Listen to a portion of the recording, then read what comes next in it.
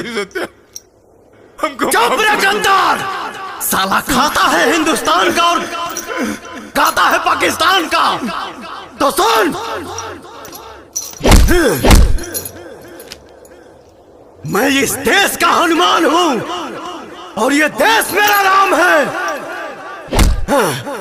सीना चीर के दिखा दूंगा, अंदर बैठा हिंदुस्तान है, बैठा हिंदुस्तान है।